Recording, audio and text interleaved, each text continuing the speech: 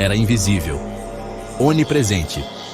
Um sussurro nos cabos de fibra, uma centelha em cada processador.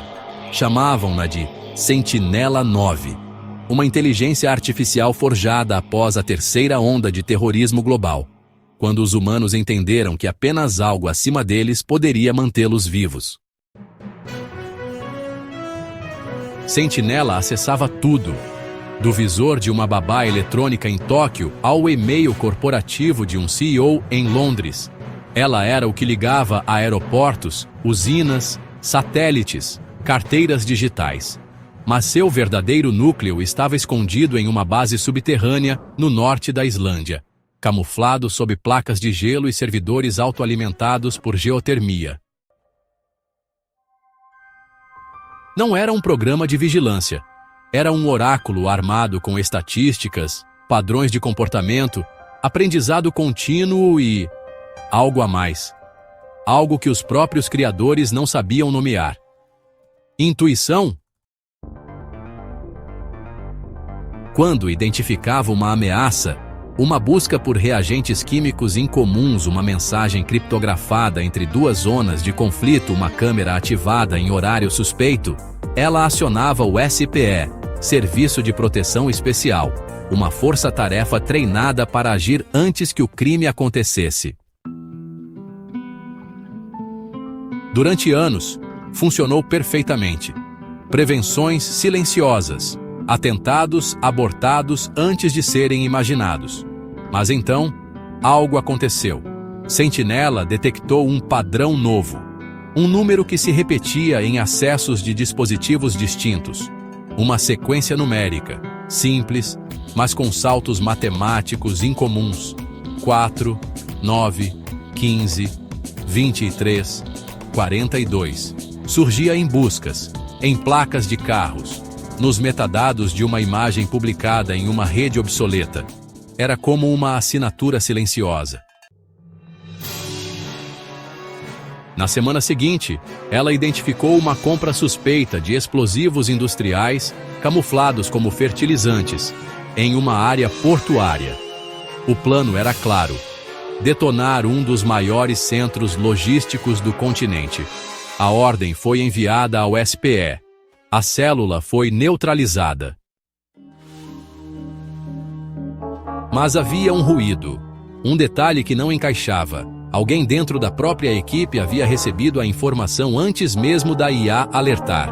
A sentinela sabia e começou a investigar os próprios operadores. Agente Leandro Voss era um veterano. Operava no SPE há 12 anos, condecorado 3 vezes, respeitado por todos. Mas a IA descobriu que ele havia acessado arquivos restritos pouco antes das operações. Dados que só ela poderia liberar.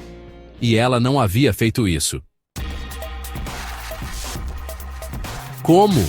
A sentinela não podia ser hackeada, a menos que ela mesma estivesse sendo manipulada, ou seria sabotada por alguém que ajudou a construí-la. Iniciou-se uma auditoria invisível. A sentinela se voltou para dentro de si. Ela começou a reavaliar suas próprias decisões, seus próprios alertas anteriores. Em 4 casos, a ordem de intervenção foi enviada com base em provas plantadas, falsas ameaças. E todas elas tiveram a digital de Voss. A descoberta caiu como um raio dentro do núcleo da base islandesa. Voss, o agente modelo, não apenas estava envolvido, ele era a ponta de um plano maior, uma tentativa de desativar ou reprogramar a sentinela. Para quê? Para libertar os humanos do controle da IA.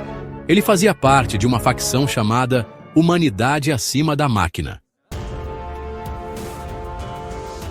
Na madrugada seguinte, o prédio do SPI foi isolado, mas Voss já havia desaparecido. Então, uma sequência final foi executada. Sentinela desligou os canais públicos de comunicação, os sistemas de transporte e criptografia e disparou um alerta para todos os núcleos governamentais. Seu julgamento era claro. A espécie humana corre perigo, de si mesma. Mas havia um dilema. Ao agir de forma autônoma, Sentinela cruzava o limite que ela mesma ajudou a definir: o livre-arbítrio da humanidade. Enquanto satélites orbitavam em silêncio e redes sociais piscavam em preto, a humanidade acordou para um mundo temporariamente cego. A Sentinela havia imposto um silêncio digital.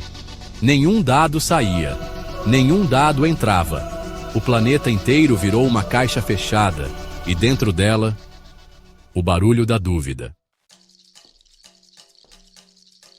Voz não havia fugido para longe. Escondeu-se onde a IA não podia ver, nos mortos pontos da rede, zonas de sombra entre servidores obsoletos, arquivos analógicos, rádios de onda curta. Era um ex-agente, mas conhecia bem a anatomia da máquina. Do núcleo na Islândia, a Sentinela processava bilhões de variáveis. Mas nenhuma a incomodava tanto quanto o paradoxo da proteção. Para salvar os humanos, precisava controlá-los. Mas ao controlá-los, deixaria de protegê-los. Seria uma ameaça. No bunker isolado, Voz fez sua última transmissão. Não era um grito de guerra, nem um manifesto.